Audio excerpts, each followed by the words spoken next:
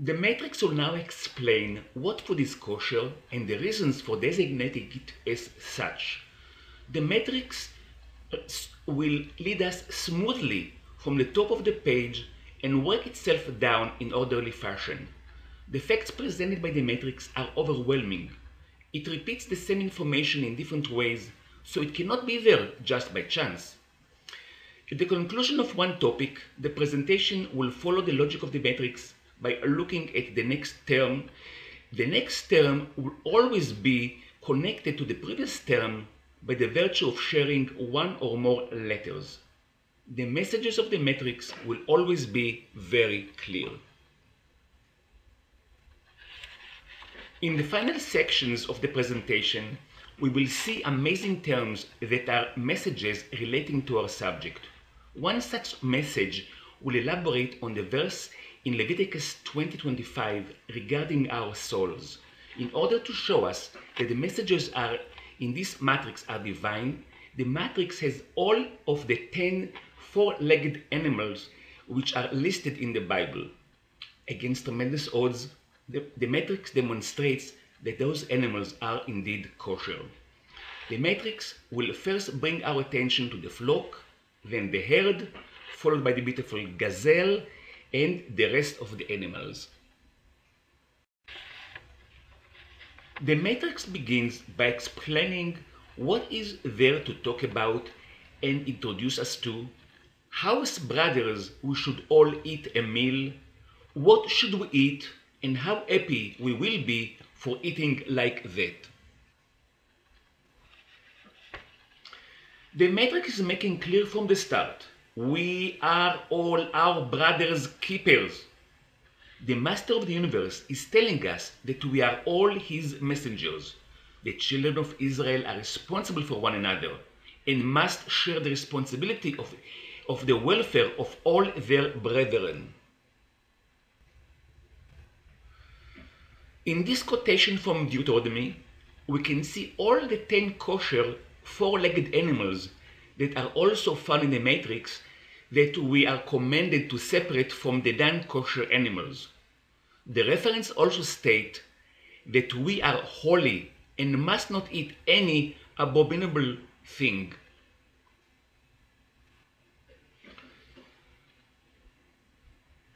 This table lists all the kosher four-legged animals terms in the matrix. It lists the Hebrew translation, the skip, the chapter, verse, and letter number related to the start and end of the term. The intent of the term is to show that in all cases, the lowest skip of an animal term must be considered first to see if there is any indicator that the animal is kosher or not. Bible codes cannot be selected according to our whims. We must always pay close attention to the lowest skip in the matrix. You are all invited to verify this fundamental requirement and post a message if you find any discrepancies. We already saw 6 terms interwoven to give a message.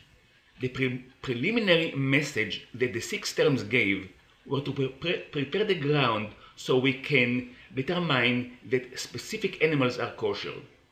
We now see 2 more terms that share letters with the previous terms to continue with building a strong case to prove the point. First, the matrix defines a meal as and with high holiness, and then it specifies that the high holiness is for a holy nation. Note that the yellow circles indicate which terms are common to one or more terms. As it is found in numerous places in the Bible, the same message is given in this matrix in regard to kosher food. The Master of the Universe is telling us that we have a choice to follow his ways and benefit, or not to follow his ways and pay the price. We already saw the matrix telling us that if we eat what we are being told, we will be happy. That happy term is now the center of the 8-letter skip term, telling us that we will be happy with him. In the master of the universe, how our happiness lies. At this point, we are ready to introduce animal terms to the matrix.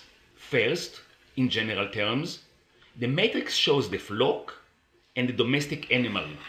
Next, the animals in the flock and herd will be detailed.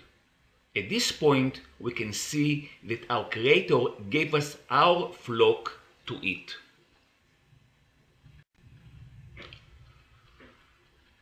The term we saw before, to you, your flock, he gave, is shown here sharing 5 letters with another new term. The new term explains why the flock is kosher. Because in me, the Creator put his sign, truth. Of course, the sign of the matrix refers to his chewing its cud and a split hoof.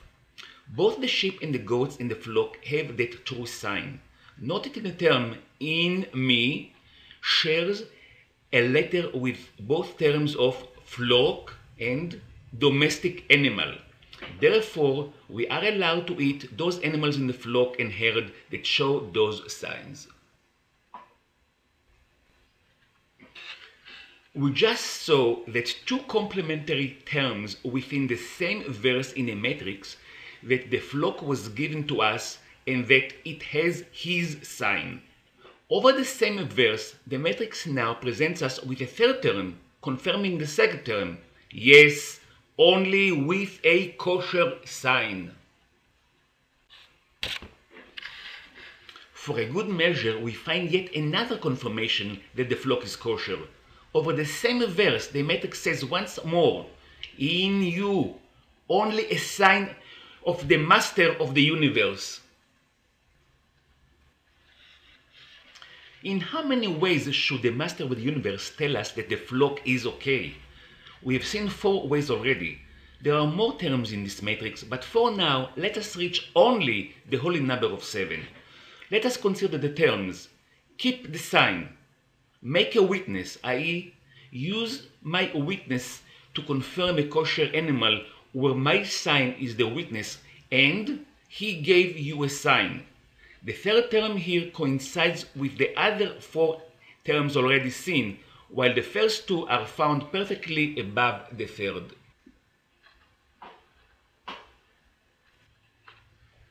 The matrix took us on an orderly ride with terms such as eat, like this a meal, brother, what you shall eat, happy you'll be if you eat it, etc. From the top term, a meal, the terms were connected by the virtue of sharing letters. We are now almost halfway down the matrix with the 4th eat term. At this point, we saw many terms that introduced us to kosher food with the sign of the master of the universe. More terms are coming up to support the theme of eating kosher food. Again, these new terms will share letters with the previous terms to emphasize the connection between all the terms, and they will continue to flow downward as in a normal reading document. The lamb is the first kosher domestic animal which is part of the flock that is introduced to our attention. There is a big emphasis on the lamb species in the Bible regarding historical events and customs. There is also a tremendous emphasis on the lamb in this matrix. Here we see here 2 lamb terms of about 10 and 12 letters at a skip of 3 letters in both directions. The term lamb appears in 2 versions in the Bible. In the matrix also we find both versions of the word.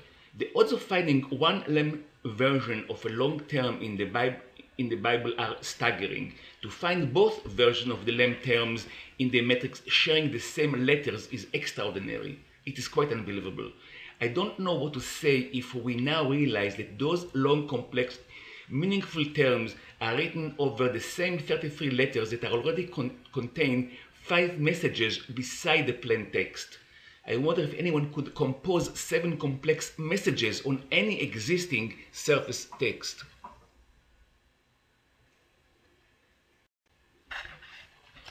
We are now looking at 4 lamb terms at various skips that are all found within 35 consecutive letters. Our latest term is only one word. However, it shares the same letter with the other three lamb terms. It is also the lowest skip term in the matrix for a lamb. The thin vertical lines indicate the same letters and their location within those 35 letters. Some terms are read in one direction while others are read in the opposite direction.